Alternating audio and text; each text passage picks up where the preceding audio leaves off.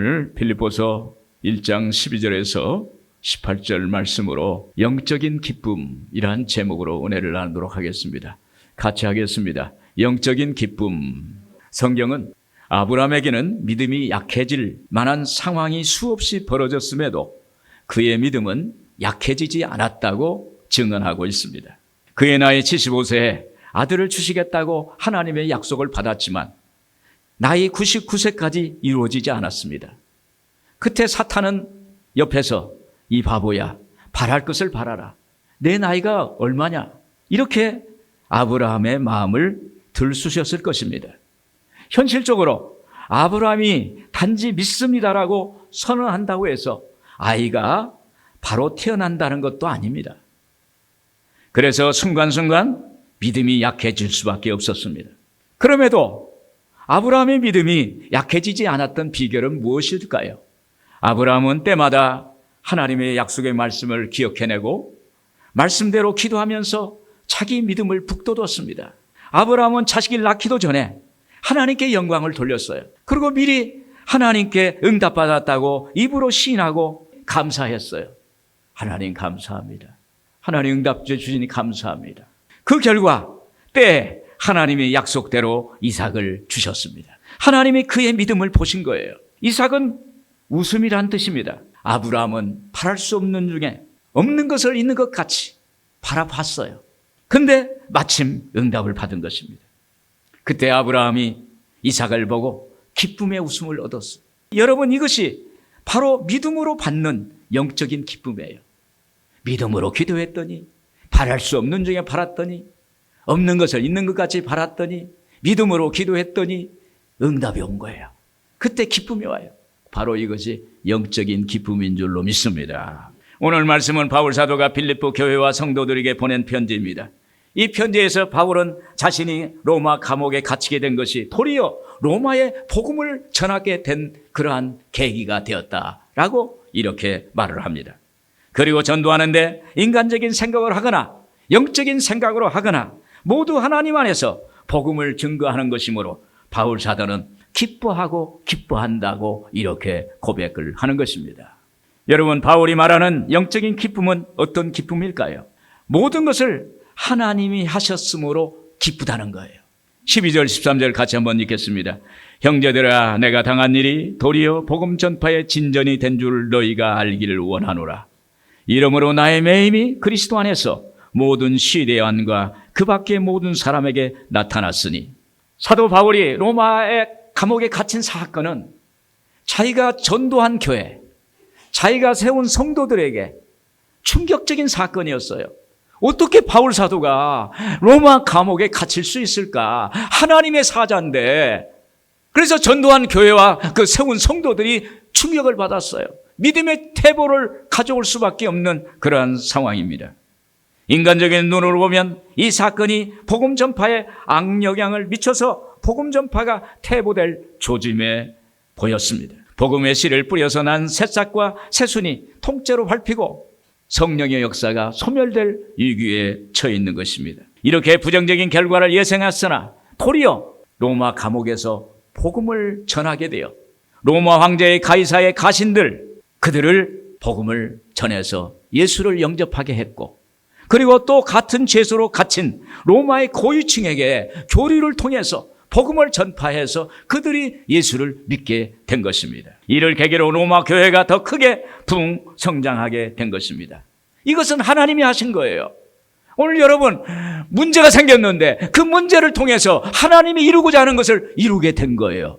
이것은 사람이 한 것이 아니라 하나님이 하신 줄로 믿습니다. 긍정적인 결과를 얻게 된 것입니다. 그래서 13절에서 이렇게 말씀하시는 것입니다. 이러므로 나의 매임이 그리스도 안에서 모든 시대한과 그 밖에 모든 사람에게 나타났으니. 감옥에 갇힌 것이 로마에 있는 고위층, 가이사의 가신들까지 복음이 전파되고 나아가서 많은 이들에게 복음을 전파하는 놀라운 도화선이 됐다는 것입니다. 그래서 저는 이런 상황에서 떠오르는 말씀이 있어요. 로마서 8장 28절입니다. 우리가 알거니와, 같이 한번 읽겠습니다. 우리가 알거니와 하나님을 사랑하는 자 곧 그의 뜻대로 부르심을 입은 자들에게는 모든 것이 합력하여 선을 이루느니라. 하나님을 뜨겁게 사랑하는 사람, 하나님께 부르심을 받아서 온전히 부름을 받은 사람, 그 사람에게는 모든 것이 합력해서 선을 이루어준다는 거예요. 하나님이 좋은 걸 이루어 주신다는 것입니다.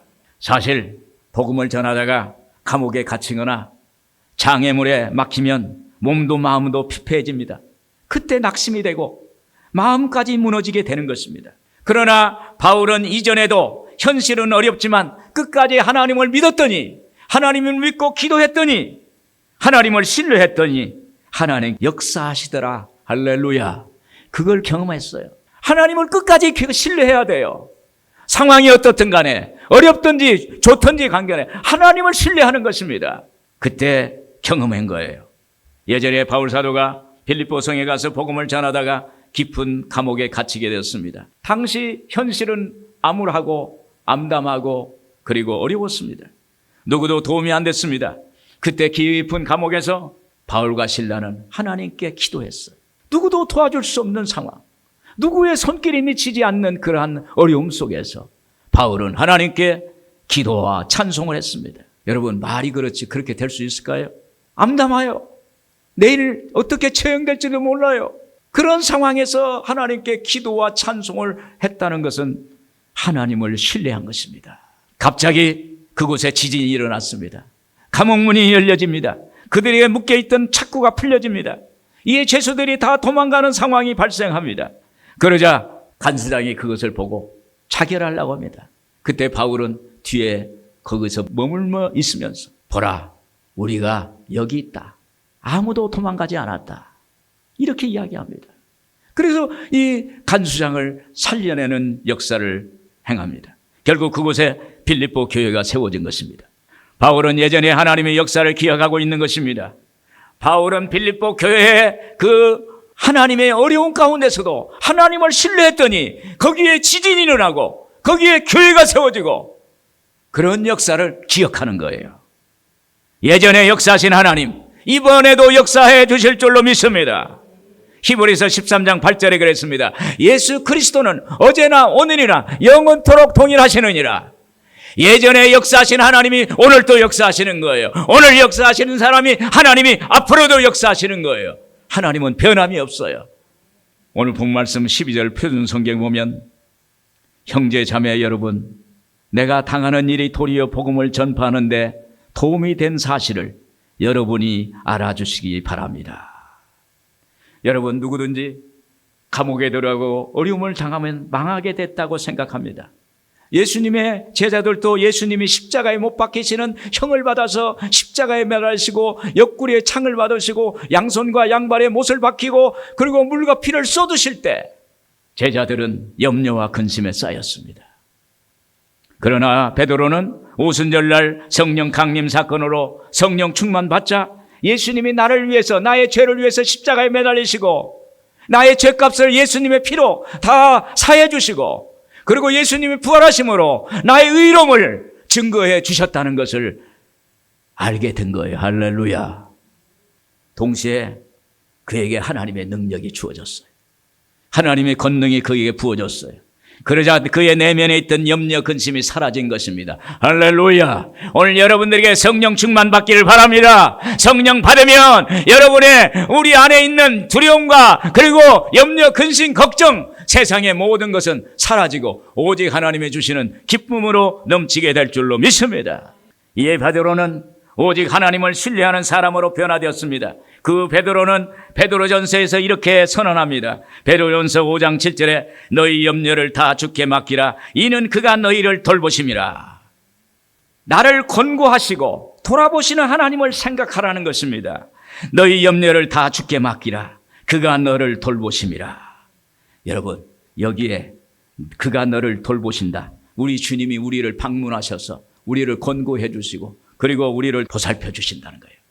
참새도 귀하게 여기시는 하나님이, 들에 핀 백합을 소중히 가꾸시는 하나님이 그보다 몇만 배, 몇천만 배 더 귀중한 나를 지키시고 사랑하시겠다는 것입니다. 할렐루야. 여러분, 우리가 어떤 상황에서도 하나님을 신뢰하고 삶의 우선순위를 정하고 나가면 하나님이 일을 하세요. 하나님이 역사하세요. 그리고 그때 우리는 기뻐하고 기뻐할 수밖에 없는 것입니다. 이것이 바로 영적인 기쁨이에요. 하나님의 주시는 기쁨이 영적인 기쁨이 되는 것입니다. 우리를 위하여 일하시는 하나님이 계시기에 그 기쁨이 넘치게 되는 것입니다. 오늘 여러분들에게 하나님이 함께 하심으로 영적 기쁨이 넘치기를 주의 이름으로 축원을 드립니다. 그리고 우리가 영적인 기쁨을 가질 수 있는 것은 복음을 전하는 동기나 자세가 다를지라도 하나님은 이를 통해서 일하시기 때문입니다. 15절 16절 같이 한번 읽겠습니다. 어떤 이들은 투기와 분쟁으로 어떤 이들은 착한 뜻으로 그리스도를 전파하나니 이들은 내가 복음을 변증하기 위하여 세우심을 받은 줄 알고 사랑으로 하나. 15절에서 어떤 이들은 투기와 분쟁으로, 즉 시기심으로, 경쟁심으로 그리스도를 전파했다고 했습니다. 복음을 전하는데 시기심과 경쟁심을 가지고 했다는 거예요. 또 여기 15절에 보면 어떤 이들은 착한 뜻으로, 즉 선한 뜻으로, 선한 의도로 그리스도를 전파한 것입니다. 그런데 바울이 먼저 마음에 쏠리는 것은 뭐냐면 시기심과 경쟁심으로 복음을 전파하는 성도들입니다. 그들은 바울이 예상치 못하고 생각지 못한 행태로 복음을 전하는 거예요. 예수 믿는 사람으로서 도저히 생각할 수 없는 그러한 행태를 가지고 복음을 전하는 거예요. 시기심으로, 경쟁심으로. 이에 바울이 마음이 염려스러운 것입니다. 그래서 17절에 우리 한번 같이 보겠습니다. 그들은 나의 매임에 괴로움을 더하게 할 줄로 생각하여 순수하지 못하게 다툼으로 그리스도를 전파하느니라. 여기서 다툼으로 그리스도를 전파하느니라. 다툼은 자신을 돋보이게 하는 욕구와 여러 사람들이 무리를 지어 당을 짓는 근성의 의미를 말합니다. 그들은 시기와 경쟁심으로 하는 그들은 로마 감옥에 갇혀있는 바울에게 괴로움을 더해 주려고 자기 중심적으로 야망을 갖고 서로 당을 지면서 복음을 전하는 거예요. 여러분, 아무리 결과가 좋더라도 동기와 과정을 보시는 하나님은 기뻐하지 않으세요. 하나님은요, 결과만 보는 거 아니에요. 그 과정을 보시는 거예요. 우리의 삶이 어떻게 살아왔는가? 우리가 예수를 어떻게 믿고 어떻게 어떤 결과까지 왔는가? 그것을 하나님은 보세요. 하나님이 그냥 뭐 나와라 뚝딱 해서 나오는 게 아니에요. 하나님은 우리의 중심을 보세요. 그리고 우리의 삶의 여정을 보세요. 과정마다 그것을 아시고 우리를 위로해 주시고 싸매 주시고 그리고 우리를 인도해 주신다는 사실을 믿기를 바랍니다. 그래서 사무엘상서 16장 7절에 말씀합니다. 사람은 외모를 보거니와 나 야인은 중심을 보느니라. 사람은 겉으로 드러난 결과나 모습만 보지만 하나님은 우리의 마음 중심을 보시고 우리의 마음의 동기와 그리고 우리의 마음의 과정과 이유를 보신다는 것입니다. 제가 젊은 시절 교구에서 사역할 때 전도 목표를 달성해야 돼요. 그래서 막대 그림표로 빨간 걸로 탁 올라가요. 막. 그럼 교구장들, 교구마다 서로 경쟁이 돼요. 그때 어떤 경우는 보면은 그것을 커버하고 또 그렇게 보이려고 전도를 아직 한 사람이 아닌데 전도 대상자를 명단에 써가지고 내는 경우가 있어요. 그걸 제가 봤어요. 야, 남에게 질 수 없고 인간적인 책망이 두려워서 그렇게 하는 거예요. 오늘 여러분, 사람의 생각으로 하나님의 일을 하면 안 됩니다. 오늘 여러분, 우리 인생이 하나님의 인생이에요. 그래서 오늘 우리의 삶이 뭔가 하나님 앞에서 진실되고 참으로 살아가는 그러한 은혜가 있기를 바랍니다. 여러분, 하나님은 만홀히 여기지 않습니다. 갈라디아서 6장 7절에 그랬습니다. 스스로 속이지 말라. 하나님은 만홀히 여김을 받지 아니하시나니 사람이 무엇으로 심든지 그대로 거두리라. 거짓과 자기 과시, 투기와 분쟁으로 복음을 전했다면 성령님은 어떠실까요? 하나님은 어떠실까요? 기뻐하지 않으실 거예요. 슬퍼하실 거예요. 성령이 근심하실 것입니다. 또 투기와 거짓으로 복음을 전한 사람의 마음은 어떨까요? 기쁠까요? 즐거울까요? 자기도 모르게 하나님을 슬프게 했다는 마음이 자기 마음에 심겨지는 거예요. 거짓과 투기의 씨는 마음밭에 자라서 잘못된 열매를 맺게 되는 것입니다. 여러분, 이런 사람들은 육신을 생각을 가진 사람이에요. 육적인 사람입니다. 로마서 8장 5절에 그랬습니다. 같이 한번 읽겠습니다. 육신을 따르는 자는 육신의 일을, 영을 따르는 자는 영의 일을 생각하나니 육신의 생각은 사망이요 영의 생각은 생각명 평안이니라. 영의 생각, 육신의 생각은 인간적인 생각이에요. 영의 생각은 하나님의 말씀이에요. 하나님 말씀으로 생각하는 거예요. 하나님 말씀으로 생각해서 생명과 평안을 주세요. 오늘 여러분들에게 생명과 평안이 넘치기를 주의 이름으로 축원을 드립니다. 바울 사도가 말하고자 하는 복음 전도자는 착하고 선한 뜻으로 그리스도를 전하는 사람입니다. 15절에 보면 어떤 이들은 착한 뜻으로 그리스도를 전파하나니, 16절에는 이들은 선한 뜻으로 전하는 사람을 말합니다. 내가 복음을 변증하기 위하여 세우심을 받은 줄 알고 사랑으로 하나. 착한 뜻으로 복음을 전하는 사람. 바울이 갇혀있는 동안 자기 의지와 뜻보다는 하나님의 의지와 뜻을 생각하고 바울이 갇혀있는 동안 바울 대신해서 복음을 전하는 거예요. 그 마음을 오늘 바울이 성경에 기록하고 있는 거예요. 하나님이 기억한다는 거예요. 오늘 여러분, 하나님의 뜻과 하나님의 계획대로 살아가는 사람, 복음을 위해서 살아가는 사람 대신에 내가 복음을 전하는 그러한 사람, 선한 뜻으로 하는 사람, 하나님은 기억하세요. 하나님은 반드시 갚아주세요. 좋은 것으로 갚아주세요. 하나님의 축복을 해주세요. 잘되게 해주십니다. 여러분, 이런 사람들이 예수님을 믿는 사람이요 영적인 사람입니다. 여기서 바울은 로마 교회에 일어났던 이야기를 빌립보 성도들에게 전하는 거예요. 오늘 빌립보서를 얘기하는 거예요. 로마 감옥에 갇혀 있으면서 그 감옥에서 축축하고 눅눅한 그 감옥. 제가 로마의 성지순례 가봤는데 바울이 갇혀 있는 곳을 가봤어요. 바울은 목을 쳐서 참수해서 형을 집행했어요. 그래 로마 감옥에 가면 그 입구에 구멍이 3개가 있어요. 큰 수박 덩어리 들어가는 구멍이.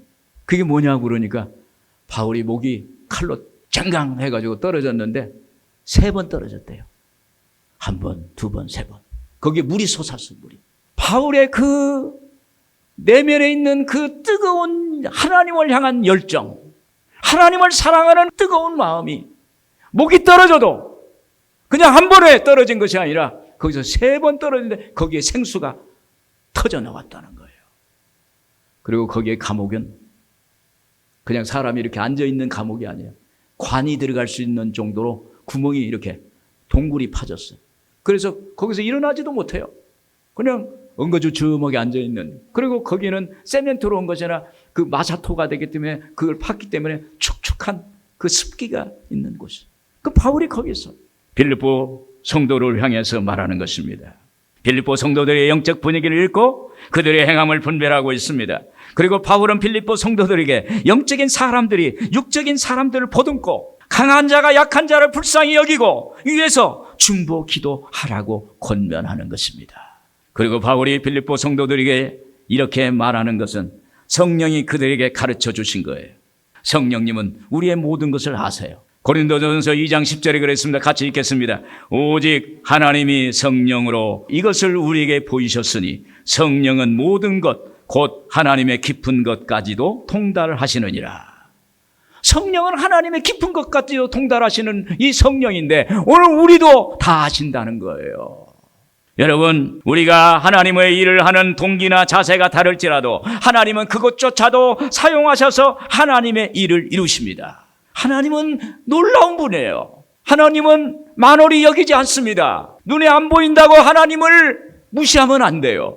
그분은 우리를 보고 있어요. 그래서 하나님은 어떤 것을 통해서도 하나님이 이루고자 하는 것을 반드시 이루신다는 사실을 믿기를 주의 이름으로 축원을 드립니다. 그래서 바울은 기뻐하고 기뻐한다.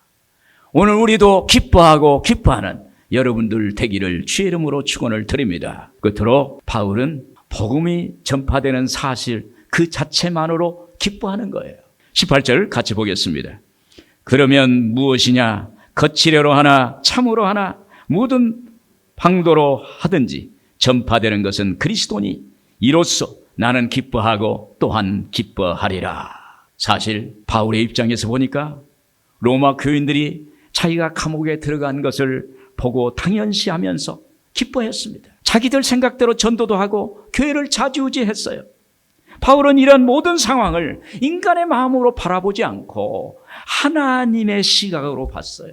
선교적 시각으로 바라봤어요. 그래서 이렇게 고백하는 거예요. 18절에 그랬죠? 거칠어라 하나 참으로 하나 무슨 방도로 하든지 전파되는 것은 그리스도니 이로써 나는 기뻐하고 또한 기뻐하리라. 거칠의 외모나 가시를 의미합니다. 원문의 뜻은 자신의 이기적인 욕망을 감추기 위해 겉으로는 복음을 전파하는 태도를 말하는 거예요. 그러므로 투기와 분쟁으로 복음을 전파하는 자들은 전하는 내용과 속셈은 따로 있었지만 결국 하나님은 그들의 입을 통해서 하나님이 복음이 전파된다는 거예요. 할렐루야. 그래서 바울은 그리스도가 전파되는 사실 그 자체만으로도 기뻐하고 기뻐한다. 오늘 여러분 우리가 복음이에요. 할렐루야. 우리가 복음이에요. 예수 믿는 사람이 복음이에요. 내가 예수 믿고 구원받고 변화되었습니다. 그래서 내가 만난 예수를 전할 때 내가 복음이 되는 거예요. 오늘 여러분들이 복음 열매가 되기를 주의 이름으로 축원을 드립니다. 우리가 인간관계에서 많은 상처를 받을 수밖에 없는 이유 중 하나는 자신의 입장만 생각하는 거예요. 자기 중심이에요. 그러니까 상처를 받습니다. 오늘 우리가 예수님의 마음으로 살아서요. 하나님의 마음을 한번 생각해 보세요. 하늘 위를 한번 바라보세요. 그러면 좀 약한 사람도 아픈 사람도 부족한 사람도 안을 수가 있고 품을 수가 있게 되는 것입니다. 오늘 바울에게 중요한 것은 하나님의 입장이었습니다. 오늘 여러분 먼저 그 나라와 그 일을 찾으면 하나님이 책임져 주세요. 먼저 그의 나라와 그 일을 구하라. 이 모든 것을 너에게 더해 주시리라. 저도 항상 집에 퇴근해서 가면 먼저 기도해요. 먼저 책상에 무릎을 꿇고 하나님 오늘 하루 잘 다녀왔습니다. 지금까지 하는 거예요. 지금까지. 예수 믿고 지금까지. 제가 무릎 꿇는 그것이 어떻게 보면 형식적이 될 수 있지만 하나님을 인정하는 거예요. 그리고 오늘 하루를 하나님이 나와 함께 하셨다는 것을 감사하는 것입니다. 그래서 먼저 무엇을 해도 먼저 그때 하나님이 역사하세요. 바울은 복음이 전파된 것을 기뻐하고 기뻐하면서 이렇게 하나님께 고백합니다. 주여 제가 이렇게 된 마당에서 예수 그리스도의 복음은 어떻게 될까요? 제가 감옥에 갇혀있게 된 상황에서 저 사람들이 저를 욕하고 핍박하고 악에 찬 소문을 퍼뜨리지만 저들이 저를 대신해서 복음을 전해준다면 주님의 편에서는 전혀 손해될 것이 없지 않겠습니까? 이런 고백입니다. 그래서 바울은 이런 고백을 하는 것입니다. 무슨 방도로 하든지 전파되는 것은 그리스도니 이로써 나는 기뻐하고 또한 기뻐하리라. 할렐루야. 바울은 아마 그랬을 거예요.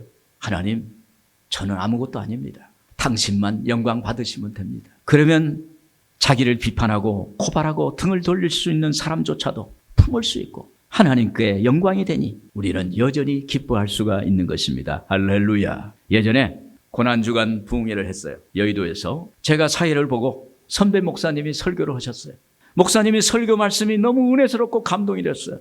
그런데 신유기도 시간에 그 목사님이 조 목사님만 하는 그 신유의 기도, 오늘 무슨 병이 났습니다. 오늘 무슨 병이 났습니다. 그걸 하는 거예요. 아이고 우리 목사님이 조 목사님이 하시는 건데 아니 제자 목사가 강단에서 그래서 제가 식사를 대접하면서 물어봤어요.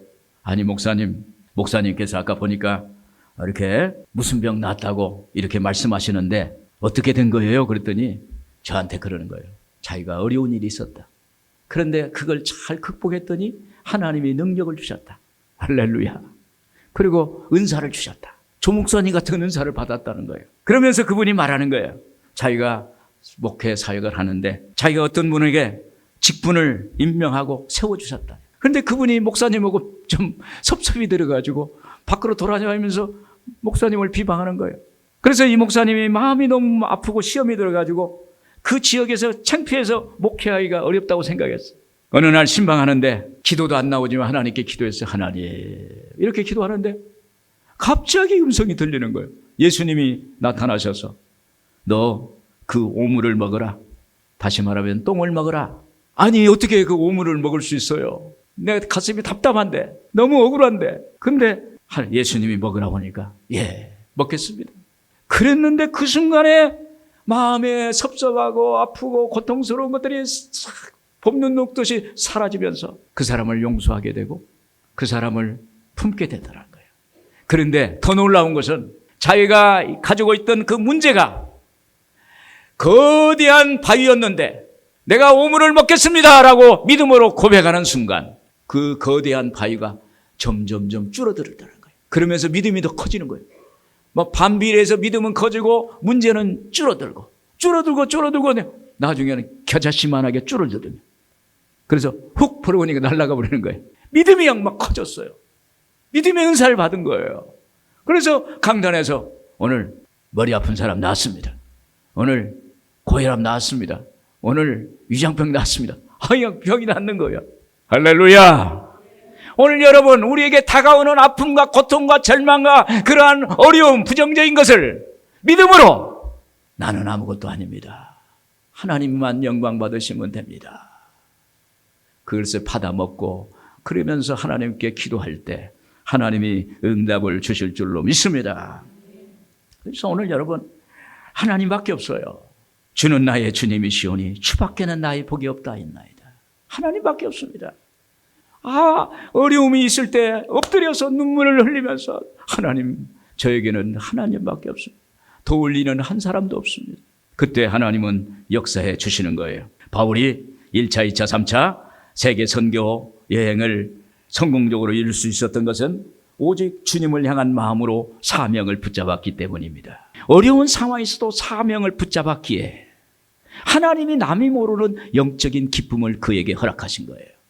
그러자 그 기쁨으로 그 어려움을, 문제를 극복할 수 있는 역사가 있게 된 줄로 믿습니다. 그래서 바울은 빌립보서 2장 3절에 그랬습니다.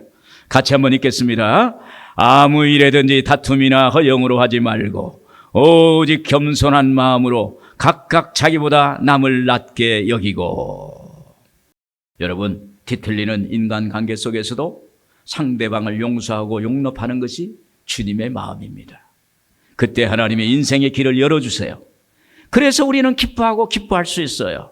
오늘 주님의 마음을 갖기를 바랍니다. 그래서 주님의 마음으로 나가면요, 모든 것이 하나님이 하세요. 하나님이 어떠한 동기와 자세로 할지라도 하나님은 결국 일을 이루신다는 거예요. 여러분들의 삶이 복음이 되어서 복음의 이야기가 되어 하나님께 영광이요 여러분의 축복이 있기를 주의 이름으로 축원을 드립니다.